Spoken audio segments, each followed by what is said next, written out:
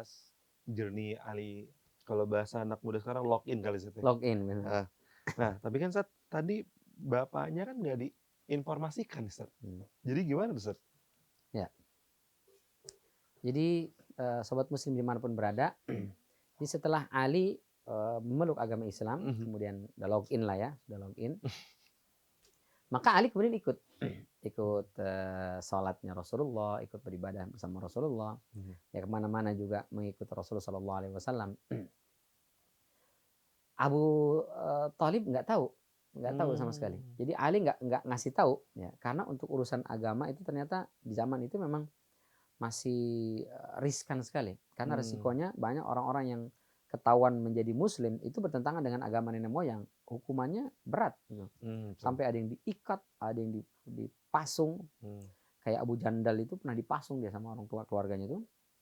Jadi kakinya itu dikasih balok, kayak mohon maaf ya, kalau dulu di beberapa daerah di Indonesia kalau ada ODGJ misalnya, itu kakinya pakai rantai tadi. Pakai rantai, kalau nggak pakai kayu balok begitu, supaya nggak bisa kemana-mana gitu.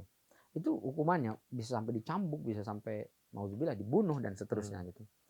Maka ini masalahnya nyawa gitu. Sehingga bukannya Rasul nggak percaya dengan Abu Thalib dan Ali tidak percaya dengan Abu Thalib. Mungkin Abu Thalib nggak bermasalah, tapi orang-orang yang di sekitarnya, teman-temannya, kaumnya, karena Abu Thalib kan orang yang dihormati dan disegani. Maka untuk menjaga itu Ali merahasiakan, jadi tidak menyampaikan kepada Abu Thalib. Sampai beberapa hari berikutnya, suatu hari Abu Thalib datang nih ke Rasulullah, mau ada perlu lah mau ketemu gitu. Lalu kemudian Abu Thalib melihat mereka sedang sholat. Abu Thalib nggak langsung, kalian ngapain? Enggak, dilihatin sampai selesai, pergi. Nggak jadi itu. Karena kan kepergok gitu ya, jadi nggak langsung pergok. Kata dia ngapain? Ayo ngapain? Enggak. Nggak tangkap tangan, nggak OTT Ustaz. Iya. Meskipun OTT tapi tidak langsung di gap gitu ya. Gitu. Pulang. Nah, setelah udah kejadian itu, panggillah Ali. Ali tanya. Ya, adab seorang bapak ya, Abu Thalib itu Masya Allah ya. Dalam tanda kutip, anaknya melakukan kesalahan karena melakukan sesuatu yang tidak diajarkan oleh orang tua, menyalahi ajaran nenek moyang, dalam tanda kutip, dalam hal itu menurut mereka kesalahan kan. Tapi Abu Thalib tidak langsung negur, marah-marahin, apalagi mencambuk segala macam. Beliau ajak bicara empat mata. Nah, kemarin bapak lihat engkau sama Muhammad sama Khadijah, kamu melakukan begini. Tolong terangkan, apa itu? Ngapain itu? Kaget lah Ali kan. Bapak bisa tahu nih gitu kan. Maka kemudian ya Ali meskipun bapaknya tahu, kaget seperti itu, tapi beliau adalah anak cerdas. Ya, Ali ini tinggal di rumah Rasulullah, Rasul adalah pendidik yang terbaik, maka pasti menurunkan kecerdasan. Nah, Ali itu sangat cerdas, bijak. Maka beliau kemudian ceritakan, wahai ayahku, aku telah melihat bahwa Muhammad itu adalah manusia yang tidak pernah melakukan sesuatu yang buruk. Dia tidak suka mabuk-mabukan. Dia bukan tipikal manusia yang menipu orang. Pokoknya kebaikan Muhammad itu semua kebaikan semua, nggak ada sisi buruknya. Kata Abu Thalib, oke, aku sepakat itu. Terus lalu kemudian dia berkata, mengklaim bahwa dirinya diutus oleh Allah Subhanahu wa taala, sang pemilik jagat raya ini. Aku belum pernah melihat dia bohong sekalipun. Maka ketika dia bilang itu, aku yakin itu juga bukan suatu kebohongan. Gitu. Maka aku kemudian tertarik dan aku ikut agamanya. Maka sekarang aku tidak lagi berada di agama engkau dan leluhurmu wahai ayahku, tapi aku ikut bersama dengan Muhammad, dengan ajarannya. Karena apa? Karena tadi karakter Muhammad dulu disampaikan bahwa Muhammad itu bukan sosok yang pembohong, dia adalah sosok yang ideal, yang begitu sempurna, luar biasa, sehingga tawarannya pasti lebih menarik dibandingkan misalnya ikut agama nenek moyangnya. Misalnya siapa yang nyampein? Utbah ibn Rabi misalnya, atau Abu Jahal yang hobinya mohon maaf mabuk-mabukan, kadang suka nyiksa orang, nipu orang. Yang ini karakternya kurang bagus, dia ngajak saya misalnya pada satu keyakinan. Yang ini akhlaknya bagus banget nih, ya nggak pernah bohong. Terus dia ngajak saya pada satu keyakinan, maka secara orang cerdas logikanya mestinya ikut yang ini gitu, mestinya ikut yang ini. Itu disampaikan kepada Abu Thalib. Maka Abu Thalib melihat pertama anaknya tambah cerdas nih tinggal sama Muhammad. Yang kedua sepakat betul, Muhammad itu adalah orang yang dari kecil tuh luar biasa, Masya Allah. Bahkan Abu Thalib kalau diceritakan sama Syekh Muhammad bin Asyangkiti cerita, Muhammad kecil itu tinggal di rumah beliau, gak ngerepotin sama sekali, gak pernah merepotkan. Bangun tidur itu sudah rapi, klimis, rapi, bersih. Tempat tidurnya sudah dirapiin. Nggak ada teriak-teriak, ayo tempat tidurnya rapi. Nggak ada, bersih, udah beres rapi. Mhm. Pernah sekali Muhammad kecil itu minta pengen lihat ini, acara pestanya orang Arab gitu. Terus, mohon maaf ya, di sana kan ada ya tari perut kayak begitu-gitulah. Nah, namanya anak kecil itu kan pengen juga gitu. Pengen tahu Muhammad ya? kecil sempat pengen nyampaikan, "Wahai paman, bolehkah aku?" Nanya izin dulu tuh. "Wahai paman, bolehkah aku nonton itu nanti malam?" Gitu. Kata Abu Thalib, "Ya sudah, kalau kau ingin silakan," gitu. Ba'da maghrib ngantuk langsung. Langsung tidur. Tidur, nggak jadi datang nonton pesta itu sampai pagi. Begitu bangun pagi hari langsung ada perasaan nggak suka di sini dan nggak pernah nonton. Keinginan pun nggak pernah muncul lagi. Dan itu tahu Abu Thalib. Dari kecil dia memang udah bagus nih anak gitu. Maka apa kata Abu Thalib ke Ali? "Wahai Ali," dipegang ubun-ubunnya, ada matakan dipegang dadanya. Itu di usia Ali sekitar 8 tahunan atau 9 tahun. "Ilzam Muhammadan fa innahu la ya'muruka illa khair." Pokoknya kemanapun Muhammad, apapun yang diinginkan Muhammad, apapun yang dilakukan Muhammad, ikut. Kamu ikut. Karena dia tidak mungkin memerintahkanmu kecuali pada perkara-perkara yang baik. Jadi disupport sama Abu Thalib. Senang dong Ali. Yang awalnya takut kan, jangan-jangan domelin babeh nih. Ternyata babeh support gitu. Luar biasa. Nah, kenapa Rasul tidak tawarkan langsung? Karena memang Rasul Shallallahu Alaihi Wasallam belum mendapat perintah. Ya, jadi setelah beberapa waktu setelah itu, nah barulah turun surat Asy-Syu'ara ayat 214. Kata Allah, "Wa anzir ashiratakal aqrabin." Berikanlah peringatan kepada keluarga dekatmu. Barulah di situ Rasulullah panggil paman-pamannya. Nah, ponakan manggil paman ya, berat ini gitu. Iya. Tapi karena tugas dari Allah, mau nggak mau, kalau manggil sepupu-sepupu ya yang seletingan kan enak tuh kan. Iya. Bro, cuy, ayo sini. Kita ada penting nih, sampai nih, enak deh. Iya. Paman dikumpul-kumpulin. Oh, itu berat itu. Tapi karena Allah yang nyuruh, maka Rasul panggil.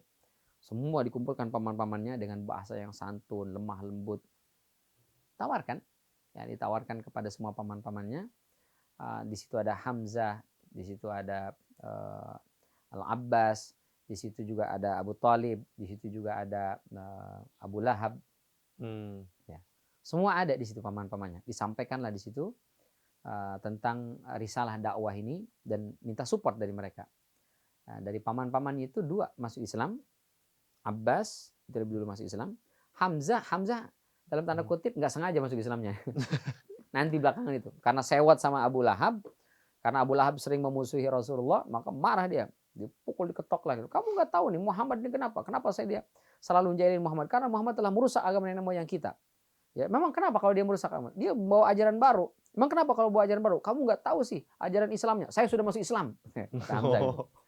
Padahal belum gitu. Saking pengen ngebela keponakannya di hadapan saudaranya gitu. Karena ya begitulah Abu Lahab kan jahat sekali dengan Rasulullah SAW. Nah, jadi dari 4 paman-pamannya ini ditawarkan, maka yang menerima Abbas. Hamzah belum, nanti belakangan baru menerima. Abu Thalib diam saja.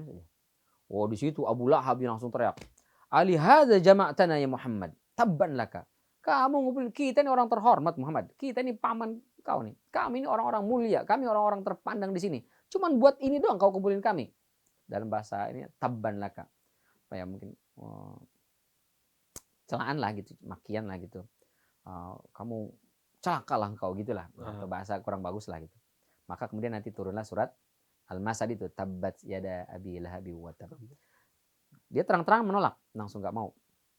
Nah, Abu Thalib dia mikir, saya sudah lihat anak saya ini berubah jadi baik. Mana? Kemudian nanti setelah itu Ja'far juga masuk Islam karena Abbas masuk Islam. Nah, kemudian Ja'far kan di rumah Abbas kan? Ikut. Nah, gampang langsung tuh. Tapi Abu Thalib masih mikir. Anak saya bagus nih, bener iya. Oke, nanti dulu lah gitu. Nanti. Sampailah di akhir hayat ketika beliau mau meninggal itu datang Rasulullah lalu mengatakan, "Am, qul la ilaha illallah kalimatan uhajju laka biha indallahi yaumil qiyamah." Wahai pamanku, dalam riwayat Imam Bukhari, ucapkanlah la ilaha illallah. Tidak ada Tuhan selain Allah. Udah itu aja. Enggak perlu asyhadu an la ilaha illallah wa asyhadu anna muhammadar rasulullah, enggak usah. Cukup la ilaha illallah aja. Itu kalau kau sudah ucapkan wahai paman, kalimatan uhajju laka biha indallahi yaumil qiyamah. Maka besok hari kiamat aku akan fight. Aku akan berjuang gimana pun caranya supaya engkau selamat di yaumul hisab, masuk ke dalam surga. Mikir, waktu itu ada teman-temannya juga pembesar-pembesar Quraisy, padahal lagi sedang sakratul maut itu datang. Atarghabu an millati abika Abdul Muttalib ya Abu Talib. Apakah kau mau ikut ajaran anak muda kemarin sore dan kau sudah mau membenci ajaran nenek moyang kita, ajaran leluhurmu, ajaran bapakmu Abdul Muttalib? Kau lebih milih dia daripada bapakmu? Akhirnya mikir, lalu keluarlah kalimat terakhir dari beliau, ana ala millati Abdul Muttalib. Saya masih tetap ikut ajarannya Abdul Muttalib. Oh, sakit sedihlah hati Rasulullah sallallahu alaihi wasallam. Pamannya yang begitu beliau cintai, begitu beliau segani, begitu besar perjuangannya buat Islam, ternyata meninggal tidak dalam kondisi beriman. Nah, ini yang diyakini oleh mayoritas ulama. Meskipun ada sebagian pendapat mengatakan Abu Thalib meninggal dalam kondisi muslim. Tapi kami belum menemukan riwayat yang sahih. Riwayat yang sahih justru meninggal dalam kondisi tidak muslim. Ya. Sedih hati Rasulullah. Padahal orang Mekah itu nggak ada yang berani nyakitin Rasulullah selama Abu Thalib hidup. Kata Abu Thalib, kalian boleh tidak suka kepada keponakan saya. Kalian boleh mencaci dia, memaki dia, menghina dia dari belakang. Tapi kalau main fisik, hadapan langsung dengan saya. Satu Mekah nurut semua itu nggak ada yang berani. Tapi begitu Abu Thalib meninggal, ada yang meludahi Rasulullah, melempari Rasulullah dengan batu, melempari dengan kotoran unta. Bahkan Rasul lagi sholat dicekik lehernya dengan sorban. Jadi Rasul suka pakai sorban, lagi sholat, sorban ditarik ke belakang, dengkul tampil di sini, tarik begitu. Insya Allah, nauzubillah. Itu diantaranya saya kadang-kadang jarang pakai sorban, Mas Tarik. Takut ada yang nyekek dari belakang tiba-tiba. Meninggal tidak dalam kondisi muslim, maka sedih Rasulullah SAW. Ya, sakit, terpukul. Tapi Allah turunkan surat Al-Qasas ayat 56. Innaka la tahdi man ahbabta walakinallaha yahdi man yasha. Engkau tidak bisa memberikan hidayah kepada orang yang bahkan kau cintai sekalipun ya Rasulullah. Bahkan kepada pamanmu sendiri yang sudah berada posisi seperti bapakmu sendiri, seperti orang tua kandungmu yang begitu besar cintanya kepada Islam, tak bisa kau berikan hidayah itu. Karena hidayah urusan Allah Subhanahu wa taala. Wa huwa a'lamu bil muhtadin, dan Allah lebih tahu siapa yang berhak mendapatkan hidayah. Apakah Abu Thalib tidak suka dengan Islam? Suka. Makanya anaknya kan Ali dibilang ilzam Muhammadan. Pokoknya kemanapun Muhammad kau ikut Ali. Apapun dilakukan Muhammad ikut. Apapun yang dilakukan sama dia ikut. Nah, orang tua ini harus begitu support. Kalau orang tua nggak bisa ngedidik, minimal support anak. Nah, kita misalnya, saya belum bisa nih ngajarin anak saya baca Quran. Support anak baca Quran. Saya belum bisa mendidik anak saya agama yang bagus. Tapi support dia. Saya belum bisa mendidik akhlak karakter yang baik. Ya, support. Lewat mana? Mungkin lewat guru, lewat sekolah, pendidikan, dan seterusnya. Nah pertanyaannya, bukan karena Abu Thalib tidak suka dengan Islam. Ya, lalu kenapa dia suka dengan Islam? Dia suka dengan Muhammad. Apa nih yang menyebabkan dia tidak mau masuk Islam? Yang pertama hidayah tentunya. Kalau udah urusan hidayah, belum ngeklik nggak akan login. Meskipun udah ngefans banget dengan Nabi Muhammad, udah suka sekali dengan ajaran Islam, tapi kalau emang belum ngeklik, dia tidak akan login gitu. Itu urusan Allah. Yang kedua, Abu Thalib sendiri bilang, kata dia, wa aradtu lahu dinan wa qad araftu bi annahu min khairi adyanil bariyati dina. Laula al malamatu aw hidaru masabbatin lawajadtani samhan bidzaka mubina. Kata beliau, saya pernah ditawari sebuah agama yang saya tahu agama ini merupakan agama terbaik sepanjang sejarah kehidupan manusia. Laulal malamatu aw hidaru masabbatin, kalau bukan karena takut nanti saya dicemooh, dicela oleh orang-orang Mekah itu, bilang, oh Abu Thalib orang yang kita hormati, orang yang kita tuakan, ikut sama ajaran anak muda kemarin sore. Masa dia goyah dengan ajaran keponakannya? Nanti saya akan dicemooh, dihina. Lawajadtani samhan bidzaka mubina. Kalau bukan karena takut itu, saya pasti terima ini agama Islam ini, dan saya akan umumkan di hadapan seluruh masyarakat Mekah bahwa saya adalah Muslim pengikut Muhammad. Masya Allah. Jadi itu diantara yang Abu Thalib sampaikan kenapa beliau tidak memeluk agama Islam. Maka Rasulullah SAW sedih luar biasa, nangis begitu dahsyat. Lalu kata Rasulullah, wallahi wahai pamanku, la astaghfiranna laka ma lam unha anhu. Aku akan terus memohonkan ampun kepada Allah untukmu paman.